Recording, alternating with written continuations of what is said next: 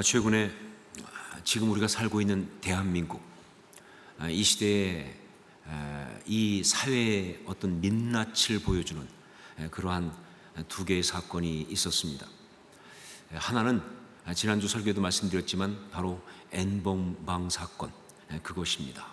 이 N번방 사건은요, 정말 우리 사회의 민낯을 그대로 드러내는 아주 충격적인 사건이었죠.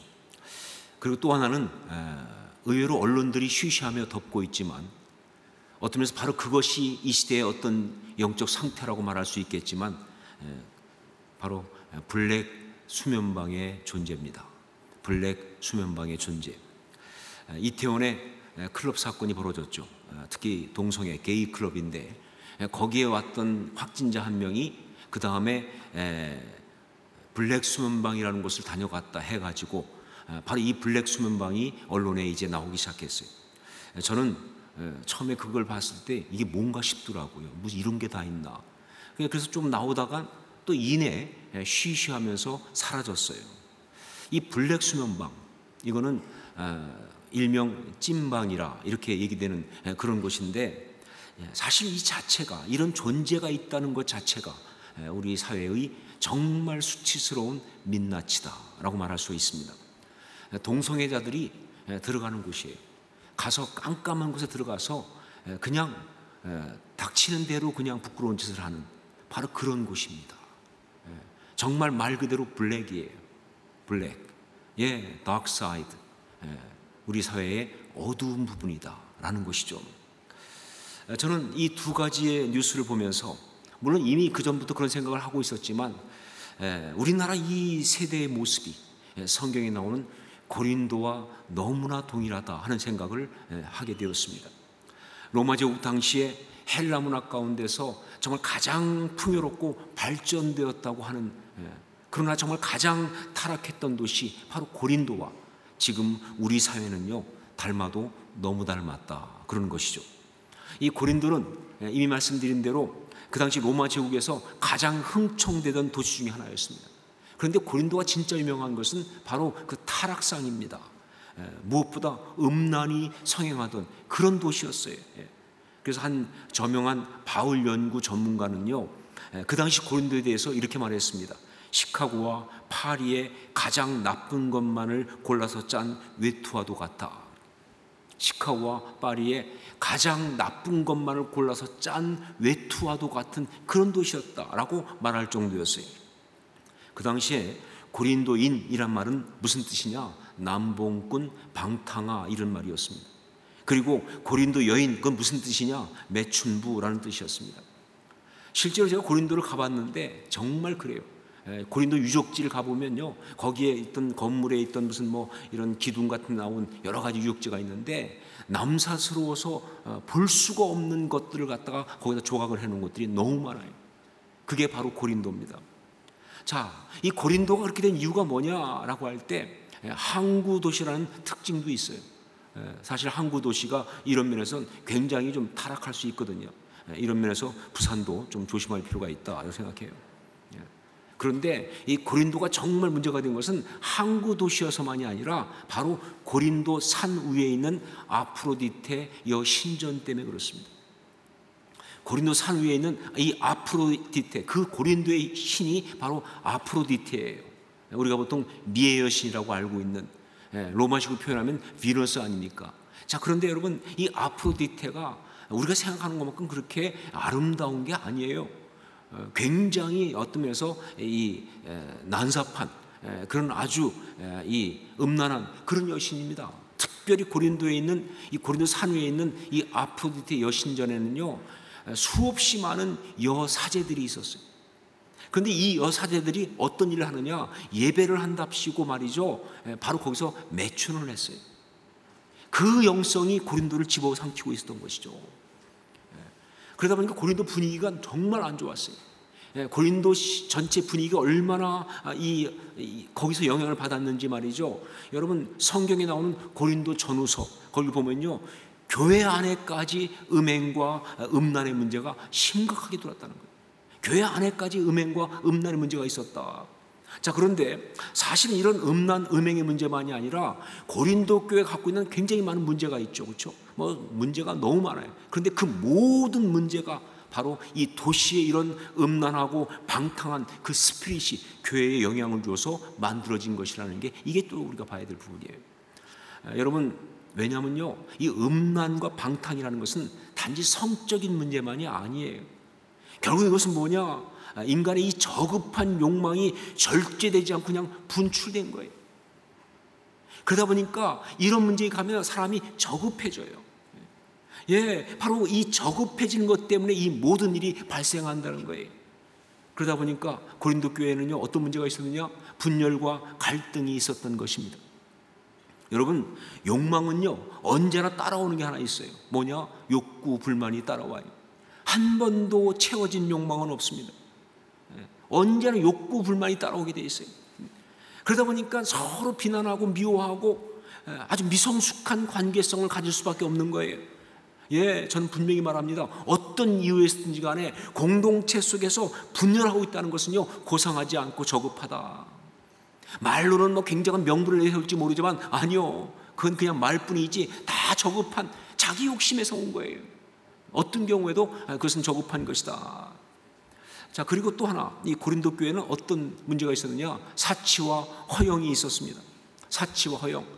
자기 자신만을 위해서, 욕망을 채우기 위해서, 남에게 보이고 자랑하기 위해서 온통 자기의 돈과 인생을 다 쏟아붓는 바로 그 모습. 저급한 욕망 추구하는 아주 그런 저급한 그 모습이 바로 그 모습이에요. 여러분, 이 사치와 허영을 일삼는 사람들은요, 겉으로는 굉장히 고상한 척합니다. 그래서 막 고상한 척, 하여간 가치가 있는 척, 어떤 그런 수준이 있는 척 하고 있는데, 그런 사람들을 다 보는 사람들이 다 알고 있는 것이 있어요. 뭐냐? 실제는 싸구려다 하는 사실을. 아무리 고상한 척하면 뭐합니까? 사람들이 다 아는 것을. 사실 자기도 알아요, 싸구려라는 것을. 그래서 정말 비참하죠. 자, 이렇게 방탕하고 음란한 도시 고린도 한복판에 바울이 들어가서 무려 거기서 1년 반을 있었습니다. 자, 그런데 사실 바울의 전도 여행 중에 굉장히 오래 있던 곳 중에 하나거든요. 그런데 그렇게 오래 있던 것 치고는요, 사역의 열매가 신통치 않다 하는 거예요. 사역의 열매가 별로 없다 하는 거예요. 늘 하던 대로 바울은 거기 가서 안식일마다 회당에서 유대인들에게 강론을 했습니다. 그런데 영적으로 너무 눌려서 그랬는지 말이죠, 이 바울 사도조차도 그렇게 강론을 하면서도 늘 그가 강론할 때 외치는 그대로 예수가 그리스도라고 확실하게 증거를 못하는 거예요. 그러면서 정말로 실마리를 못 풀고 있는 시간들을 보내는 거예요. 그러다 보니까 결과가 신통치 않을 수밖에 없는 것이죠. 자, 그러다가 마게도냐로부터 이 실라와 디모데가 내려오니까 그때서야 바울이 힘을 얻어요. 그래가지고는 담대하게 예수가 그리스도라고 그렇게 말했는데, 사람들이 은혜를 받기는커녕 더 대적하고 막 공격하니까 바울이 완전히 속이 상했어요.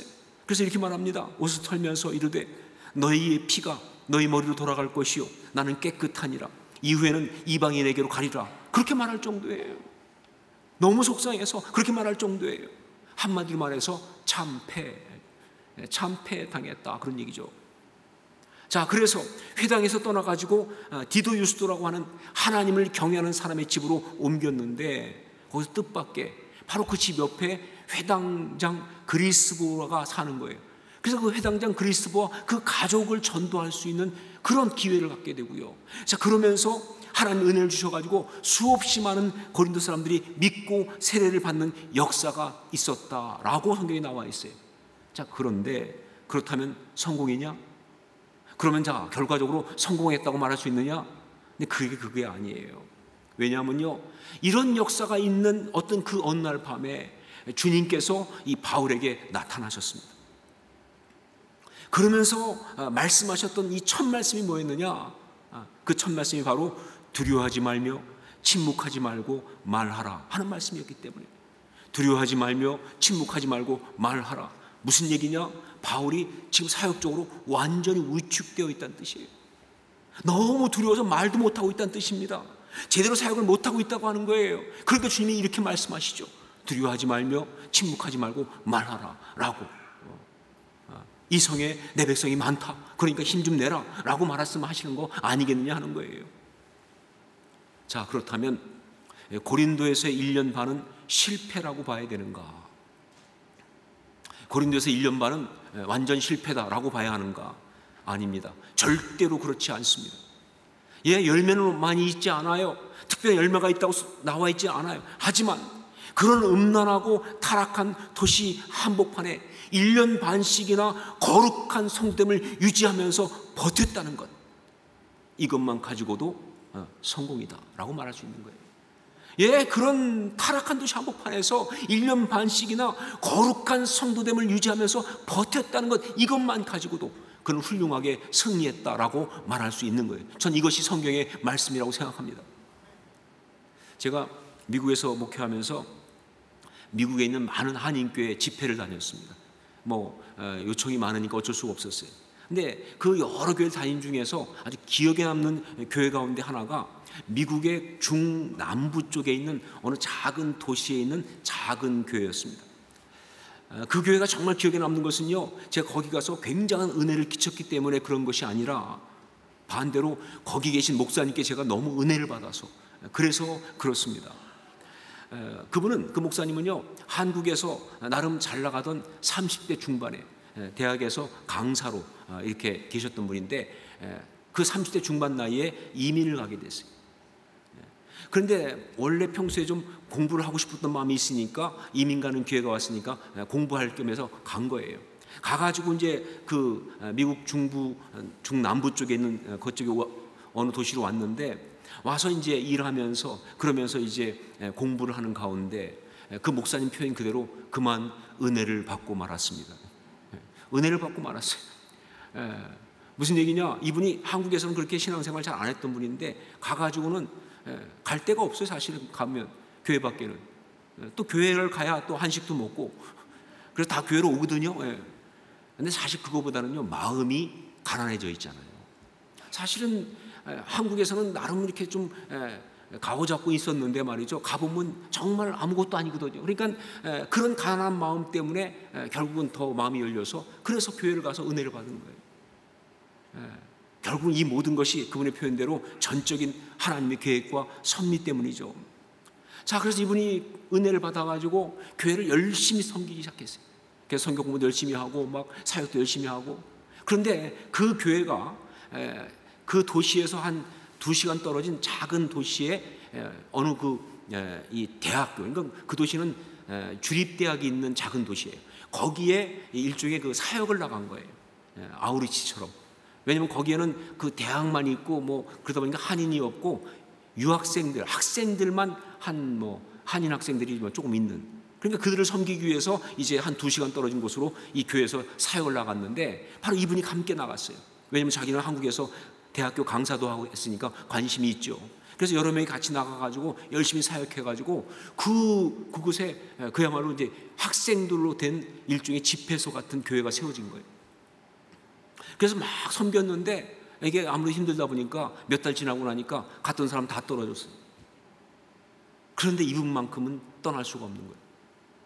왜냐하면 성령께서 마음을 주셔가지고, 너무 강하게 주셔가지고 자기는 도저히 떠날 수가 없는 거예요. 하기 2시간씩 거기 간다는 게 쉬운 게 아니지만 정말 마음이. 그래서 이분이 결국 어떻게 결정했느냐? 본인이 거기에 목회하러 가기로. 아직 신학을 안 했으니까 거기에 목회하면서 신학도 공부하면서 그러면서 이제 그곳에서 사역을 한 거예요. 사모님 같은 경우는 거기 살면서 거꾸로 이제 2시간 떨어진 원래 있던 도시, 거기에 이 포스트 오피스, 우체국에서 이 잡을 잡아가지고 거기서 일하면서 생계를 책임지고, 거기 교회가 너무 작으니까 이분은 거기서 목회하고, 그렇게 목회를 쭉 하던 끝에 제가 갔을 때는 은퇴를 앞두고 있었습니다. 25년 동안 목회하셨어요, 거기서. 자, 그런데 그 목사님이 당신의 이야기를 하시면서 제게 이런 말씀을 하시더라고요. 유 목사님, 저는 열심히는 했는데 목회적으로는 실패했습니다. 25년을 목회했는데 부흥이 제대로 되지도 않았고, 그냥 교회가 없어지지 않고 그냥 존재했다는 그런 의의 말고는 다른 어떤 걸 찾을 수 없는 그런 상태입니다. 좀 더 능력 있는 분이 오셨다고 한다면 잘했을 텐데 제가 너무 고집을 피운 것이 아닌가 하는 생각도 자꾸 듭니다. 이렇게 말씀하는 거예요. 근데 그때 제가 성령님의 강한 감동 가운데 제가 그 목사님께 이렇게 말했어요. 아닙니다, 목사님. 목사님은 결코 실패하신 것이 아닙니다. 이것은 목회가 쉬운 것이 아닙니다. 왜냐하면 한인이라고는 학부 학생들 가장 많을 때가 100명이 안 넘었으니까 그렇게밖에 없는데, 이 유학생 목회라는 거, 이건 또 힘들어요. 왜냐하면요, 특히 학부생들 이렇게 되면요, 기껏 있어봤자 4년이잖아요.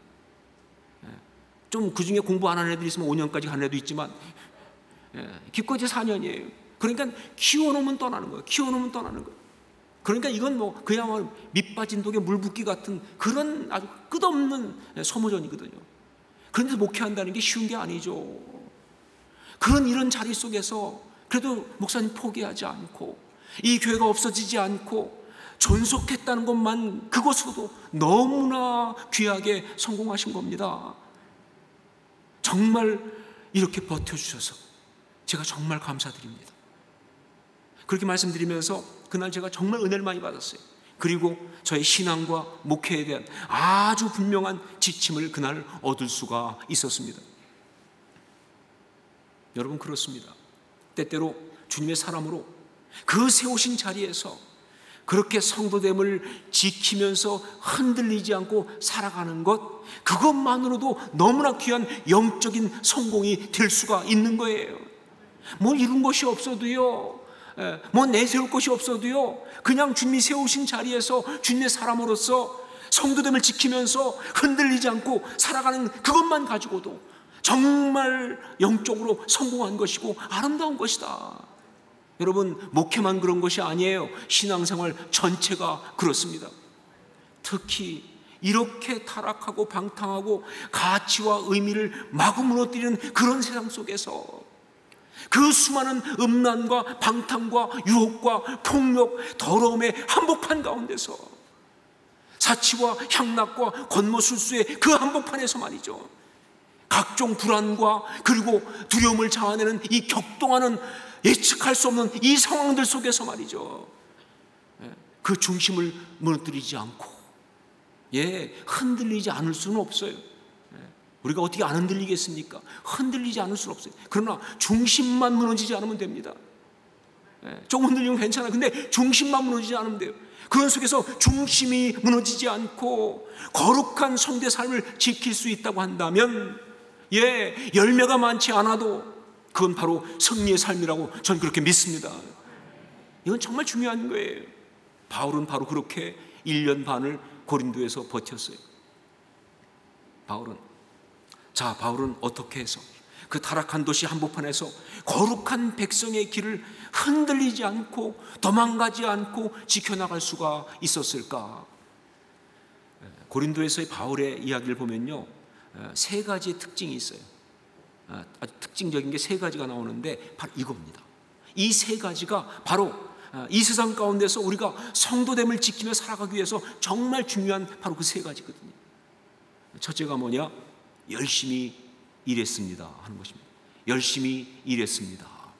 우리 3절 말씀을 함께 읽겠습니다. 3절 같이 읽습니다. 생업이 같으므로 함께 살며 일을 하니 그 생업은 천막을 만드는 것이더라. 바울이 고린도에서 1년 6개월을 머무르면서 그의 생업이었던 천막 만드는 일을 참 열심히 했어요. 근데 그 이유는 바로 뭐냐? 먹고 살기 위해서. 일을 왜 하느냐? 당연히 먹고 살려고 일하죠, 그렇죠? 사실 바울은 그 자기 어떤 자비량, 자기 일을 하면서 그렇게 사역을 했습니다. 그래서 바울이 했던 사역은 자비량 선교 아닙니까? 자비량 선교. 근데 이 바울 때문에 이 자비량 선교란 말이 영어로 텐트 메이킹 미션이라고 하는 그런 말로 표현되는 거예요. 텐트 메이킹 미션. 그걸 지금 한 것이죠. 자, 그런데 여러분, 바울이 이렇게 고린도에서 1년 반 동안 열심히 천막 만드는 일을 한 것은요, 먹고 사는 것만을 위해서 한 것이 절대로 아닙니다.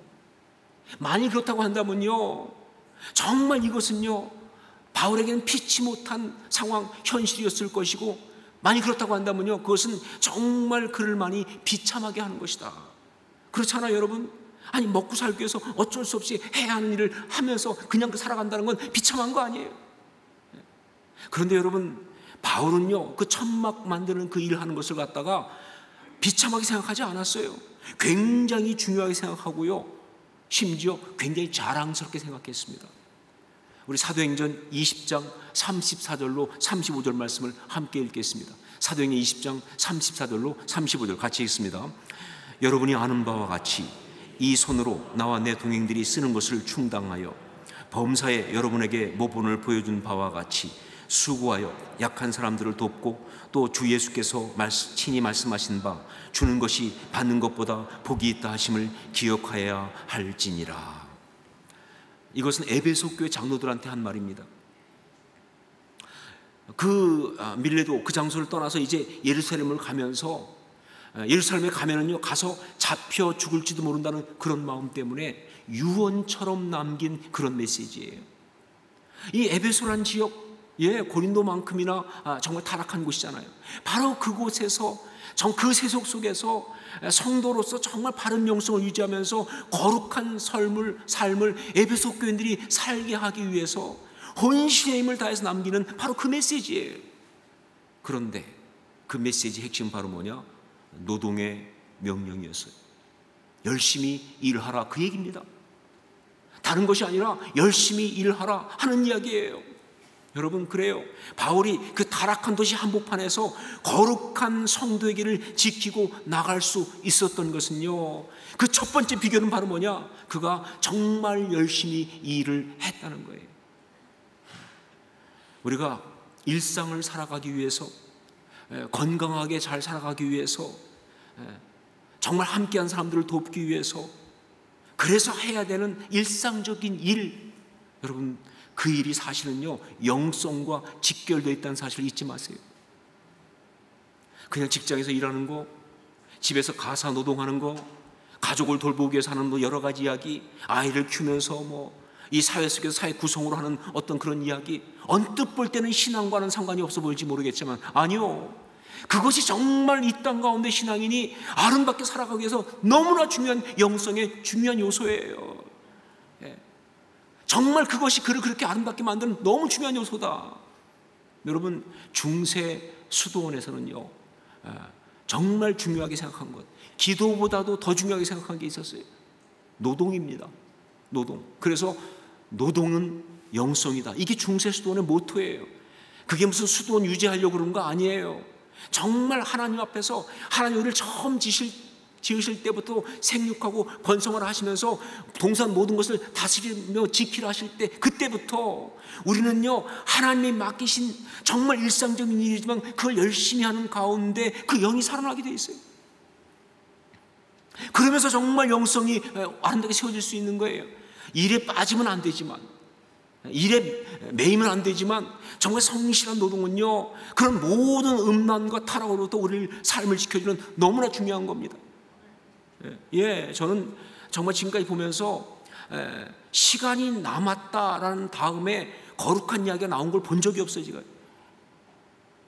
이제 할 일이 없어 시간이 남았다, 그 다음 나온 얘기는 다 안타까운 이야기예요. 시간 남고 할 일 없고 그러면요 다 거룩과 거리가 먼 그런 타락으로 갈 수밖에 없는 게 이게 인간들의 모습 아닙니까? 정말 열심히 일해야 돼요. 맡기신 일 열심히 감당해야 합니다. 섬겨야 될 거 열심히 섬겨야 합니다. 그러는 가운데 하나님께서 우리 가운데 정말 아름다운 영성을 주시는, 그것이 바로 맞는 거예요. 이게 바로 고린도에서의 바울의 모습이었어요. 두 번째는 뭐냐? 거룩하고 경건한 사람과 계속 교제했습니다 하는 것이죠. 거룩하고 경건한 사람과 계속 교제했습니다. 여러분, 누구와 함께 있는가가 바로 그 스피릿을 결정합니다. 내가 지금 누구와 함께 교제하는가가 그 스피릿을 결정하는 거예요. 오늘 말씀에도 보면 바울이 처음에는 고린도에 가서 힘을 못 써요. 바울 같은 사람도. 그러다가 이 실라와 디모데가 내려오니까 그때서 비로소 담대하게 예수는 그리스도라고 이야기하는 걸 볼 수가 있어요. 누구와 함께 하느냐가 너무너무 중요한 거예요. 또 오늘 말씀 보면 나오는 게 누구냐? 브리스길라와 아굴라. 바울의 평생 동역자였습니다. 처음에는요, 일거리를 찾아가서 만났어요. 같이 천막 만드는 일을 하는 사람이니까. 자, 그런데 그들은 정말 소중한 영적인 친구, 동역자가 된 것입니다. 모르겠어요. 이들이 원래 믿던 사람들인데 고린도에 와서 바울을 그렇게 믿음 가운데 만난 것인지, 아니면 안 믿다가 고린도에서 바울에게 전도받아서 믿게 되었는지 잘 모르겠어요. 하지만 그들은 정말 그 고린도 가운데서 거룩한 길을 가는 사람들이었고요. 그리고 그들과의 교제는요, 바울로 하여금 그 타락한 도시 가운데 거룩한 길을 유지할 수 있게 하는 너무나 중요한 요소였다는 건 분명합니다. 여러분, 우리가 정말 거룩한 성도의 길을 지키고 유지하기 위해서는요, 이렇게 만나는 사람들을 조절하고 그리고 관리할 필요가 있습니다. 그냥 닥친 대로 만나시면 안 돼요. 그냥 가깝다고 그냥 계속 만나고 무조건 다 만나고 그냥 교제하고 만나자 한다고 다 만나고 그러시면 안 돼요. 우리는요, 우리의 영성 관리를 위해서 정말 그것을 조절할 필요가 있어요. 안 그러군요, 우리는 무방비가 된다, 그 말입니다. 사람이 다 귀하고 좋지요. 나쁜 사람이 어디 있겠어요. 그러나 여러분, 사람 중에는요, 타락의 통로가 되는 사람이 너무 많습니다. 반면에 영성의 통로가 되는 사람도 있다는 사실 기억하셔야 돼요. 그러니까 만남과 교제를 관리해야 되는 거예요. 오늘 말씀에도 보면요, 바울이 회당에서 막 대적하는 사람들 때문에 힘들 때 거기서 떠나가지고 디도 유스도라는 사람 집으로 이사를 갑니다. 옮긴다고요. 자, 그런데 성경은 디도 유스도를 소개하면서 뭐라고 말하고 있느냐? 하나님을 경외하는 자라고 그렇게 말하고 있어요. 하나님을 경외하는 자. 무슨 얘기예요? 바로 그것이 바울이 거처를 옮긴 이유였다, 그 얘기예요. 싸우고 공격하고 힘들게 하는 그들과 함께 있으니까 안 되니까, 바로 그것이 바울이 거처를 옮긴 이유라는 거예요. 그리고 그것이 바로 바울이 이 고린도에서 성도로서 거룩함을 지키며 살아갈 수 있었던 바로 그 이유가 된다는 것이죠. 여러분, 거룩하고 아름답게 살기를 원하세요? 그러면 무엇보다 먼저 주변 정리부터 시작하셔야 합니다. 혹시 여러분 정말 좋은 영향이 없는 사람과의 관계가 있다면요, 미루지 말고 오늘 예배 끝나자마자 나가면서 끊으세요. 바로 전화해가지고 받으면 끊어. 아니, 이건 정말 웃자고 하는 이야기가 아니라 심각한 이야기라니까요. 왠 나의 영을 흔드는데, 그가 악한 영향력을 주는데 왜 그걸 다 받아줍니까? 정말 그거 끊어야 돼요. 그리고 거룩한 교제권을 만들어야 돼요. 거룩한 교제권을. 이게 정말 중요합니다. 제가 어제 교회 근처에서 성도님들을 몇 분을 만났어요. 보니까 제자반 동기인데 오래간만에 또 만나서 이렇게 교제도 하고 그러신다고. 제가 보면서 제자반이 우리 교회에 있는 이유를 알았어요. 사실 제자반 훈련 1년씩 받아도요, 아직 안 한 분들이 들으면 좀 그렇겠지만 1년 공부해도 남는 게 없어요. 1년 공부하고 나서 1년 지나면 거의 백지 상태로 갑니다. 뭘 기억하겠어요? 뭘 이렇게 많이 알겠어요? 근데 정말 소중한 게 뭐냐? 거기서 함께 훈련받고 함께 공부하고 했던 그 교제가 기가 막힙니다. 그게 축복이에요. 우리 다락방도 그래서 축복입니다. 성도들은 그래서 교제해야 되는 거예요. 거룩한 교제권을 만들어야 합니다. 그래야 우리가 이 타락한, 이 무너진 세상 속에서 우리가 거룩한 성도의 길을 지키며 나갈 수가 있어요. 혼자는 안 됩니다. 함께 가야 돼요. 자, 세 번째, 그런데 이런 것보다 가장 근본적이고 중요한 것, 앞에 두 가지보다 정말 근본적이고 더 중요한 것 뭐냐? 주님과 직접적인 교제를 했다는 것, 그것입니다. 주님과 직접적인 교제를 했다는 것, 그것입니다. 여러분, 성도로 이 타락한 세상 속에서 아름답게 살기 위해서는요, 주님께서 직접 주시는 그 은혜와 위로, 그 사랑을 경험하는 것이 너무나 중요합니다. 주님의 직접적인 공급하심, 그거 받지 않고는요, 이 타락한 도시 한복판에서 정말 거룩한 길 절대로 지켜나갈 수가 없기 때문에 그래요.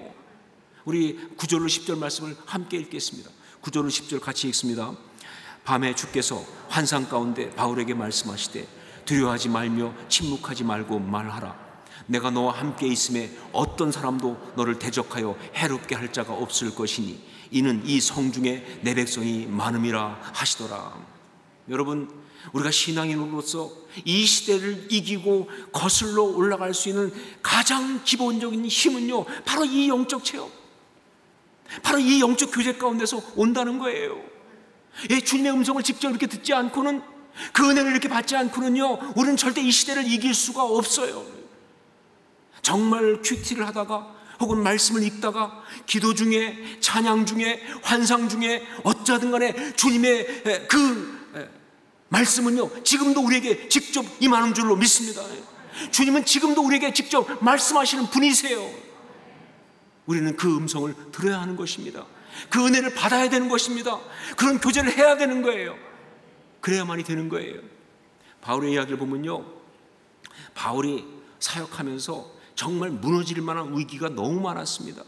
너무나 어렵고 절망적인 상황이 많았어요. 그런데 그 가장 위험한 순간마다, 그가 정말 무너질 수 있을 만큼 그렇게 힘든 순간마다 그 가장 중요한 순간에 그를 붙잡았던 것이 무엇인가? 예, 주님의 직접적인 음성, 바로 이거였습니다. 예, 주님은 어김없이 그때마다 바울에게 나타나셔가지고 힘내라고, 너는 로마를 꼭 가서 내 복음을 증거해야 될 거라고, 너를 위한 나의 계획은 이렇게 펼쳐지고 있다고. 예, 여러분 뒤에 나오지만 예루살렘에서도 그랬지 않습니까? 잡혀가지고 어떻게 될지 모르는 그 밤에 주님은 바울에게 나타나셨어요. 가이사 앞에 서야 할 것이다. 예, 배 타고 가는 가운데 풍랑 만나 배가 무너져서 죽을지도 모르는 상황 속에 그랬지 않습니까? 내가 너 때문에 이 배를 다 살려준다. 너는 가이사 앞에 갈 것이다. 로마도 보아야 한다. 그리고 바로 지금 고린도에서도 똑같은 경험을 하고 있는 거예요. 주님은 바울을 사랑하시는 것 못지않게 우리 모두를 사랑하시는 줄로 믿습니다. 예, 전 여기서 밀리고 싶지 않아요. 주님은 바울을 사랑하는 것만큼, 아니 그보다 더 우리 모두를 사랑하시는 줄 믿습니다. 그렇다면 주님은요, 우리에게도 말씀하세요. 우리에게도 필요하면 말씀하신다는 거예요. 정말 우리에게 말씀하시고 우리와 함께 하신 역사를 행하신다는 거예요. 여러분, 이건 특별한 영적인 체험을 말하는 것이 아닙니다. 그냥 주님을 경험하는 거예요. 어떤 특별한 사람만 받는 은혜를 말하는 것이 아니에요. 모든 성도가 받는 은혜를 말하는 거예요. 여러분, 그거 사모하세요. 마음을 여세요. 귀를 여세요. 주의 음성을 듣기 위해서 말이죠. 거룩한 그 길을 지켜나가기 위한 노력을 포기하지 마십시오. 고통과 어려움과 힘든 상황이 있으면요, 혼자 끙끙거리고 혼자 원망하고 하지 말고 다 가지고 주님 앞에 나아가세요. 그럼 반드시 우리 주님께서는요, 여러분이 무너지지 않도록 정말 정확한 순간에 가장 정확한 방법으로 우리 모두에게 말씀하시고 인도하실 줄로 믿습니다. 이게 우리 주님이세요. 저는 이 신실하신 주님을 믿습니다. 바울은 바로 그 은혜를 받아서 그 고린도에서 그렇게 아름답게 갈 수 있었던 것이다. 저는 늘 우리 다음 세대에게 너무나 미안합니다. 왜냐하면 이렇게 타락하고 무너진 사회, 그런 세상을 물려주게 돼서 다음 세대에게 너무너무 미안한 거예요. 그래서 늘 고민합니다. 이런 상황에서 다음 세대를 위해서 우리는 무엇을 어떻게 해야 할까? 많은 고민과 갈등이 있는데 오늘 주님은요, 우리에게 아주 분명하게 하나의 대답을 주셨습니다. 다른 어떤 것을 하는 것보다, 무슨 대단한 역사를 일으키는 것보다 먼저 신앙의 사람, 나의 제자, 나의 신앙의 아비, 어미가 된 너희들이 이 타락한 세상 한복판을 흔들리지 말고 성도로 살아다오.